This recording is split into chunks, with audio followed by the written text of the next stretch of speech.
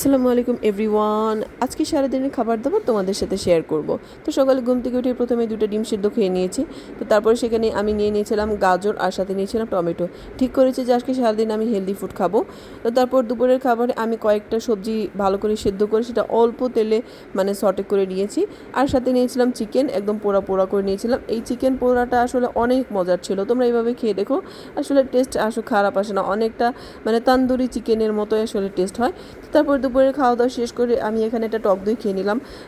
প্রথম টক দইয়ের টেস্ট আমার ভালো লাগতো না, কিন্তু এখন ভালোই লাগে।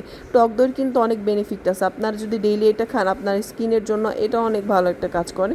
তো তারপরে বিকেলের নাস্তায় আমি গিয়ে ছোলা বুট খেয়ে নিলাম। তোমরা যারা ডায়েটে আছো, হাই প্রোটিন ডায়েট করো, তারা কিন্তু আসলে চাইলে ছোলা বুটটা খেতে পারো। তো তারপরে বিকেলের নাস্তা শেষ করে আমি রাতের খাবার খেতে চলে আসছি। রাতের খাবারে আজকে বেসন দিয়ে আমি একটা চাপটি বা বেসনের চিলা বলতে পারো, এটা বানিয়ে নিয়েছি, আর সাথে একটা ডিম ভেজে নিয়েছি।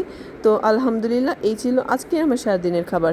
আর যারা যারা ভিডিওটা দেখছে তারা অবশ্যই আমার চ্যানেলটা সাবস্ক্রাইব এবং আমার পেজে একটা ফলো দিতে ভুলবে না।